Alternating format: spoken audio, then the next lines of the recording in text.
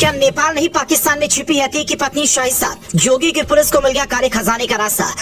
कौन है वो बुर्के वाली महिला जो शाइसा और जैनब दोनों को दे रही पनाह? यूपी एसटीएफ की हर एक्शन पर बोल उठती है आग। पाकिस्तान की कंपनी से कारोबार, बिरयानी वाले से शाइसा की मुलाकात दर्जनों बार। अब बुलडोजर बाबा तोड़ेंगे पूरा घर बार। अतीक की मौत के 8 महीने बाद शाइसा से जुड़ी सबसे सटीक जानकारी सामने आई। अब तक पुलिस जैनब को ही शाइसा का सबसे बड़ा शागिर्द मान रही थी, लेकिन अब बुर्के वाली तीसरी महिला की एंट्री हो गई है, जिसका पाकिस्तानी कनेक्शन खंगाला जा रहा है।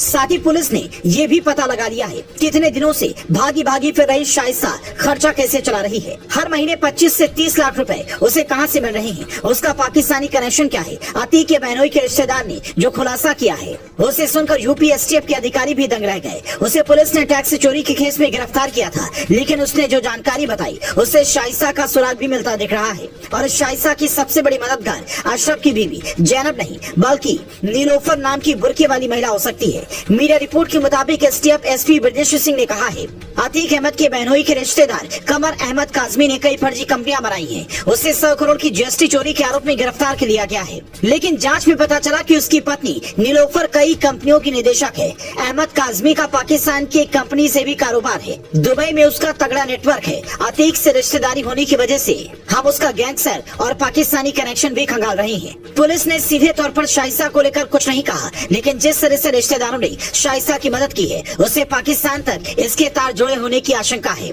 आप शायद ये जानकर हैरान हो जाएं कि मेरठ अस्पताल में सरकारी डॉक्टर्स के पद पर नियुक्त अतीक के साले डॉक्टर अखलाक ने उमेश पाल केस में अतीक की मदद की थी, जिसकी जानकारी जैसे ही सामने आई योगी सरकार ने तुरंत अखलाक को नौकरी से बर्खास्त कर दिया। और अब उसी अखलाक से कमर अहमद काजमी के तार जुड़े दिख रहे हैं, जिसके बाद 3 तरह के सवाल खड़े हो रहे हैं। पहला, क्या शाइसा पाकिस्तान में जाकर छिप गई है, इसीलिए 8 महीने में उसे नहीं तलाशा जा सका। दूसरा, क्या पाकिस्तान से आए पैसे पर वो पल रही है और वो पैसा बिजनेस के रास्ते यहाँ पर आया है। तीसरा, क्या अतीक के बेटे का भी पाकिस्तान से कोई कनेक्शन है जो फिलहाल अलग अलग जेलों में बंद है। कई मीडिया रिपोर्ट में ऐसे दावे किए गए हैं जो बदले का ख्वाब देख रहे हैं और इसके लिए बाकायदा उन्होंने प्लानिंग भी की है। पिछले महीने ही 22 नवंबर को जब यूपी एसटीएफ ने अतीक के करीबी और सबसे बड़े राजदार नफीस बिरयानी को पकड़ा था तो कई बड़े राज खुले थे। अपनी मौत से पहले उसने ये तक बताया था कि अतीक के जेल जाने के बाद वो हर महीने शाइसा को 25 से 30 लाख रुपए खर्च करता था। वो उसके लड़कों पर भी अच्छी खासी रकम खर्च करता था। कहने को तो उसकी बिरयानी की दुकान थी जिससे बम्पर कमाई होती थी,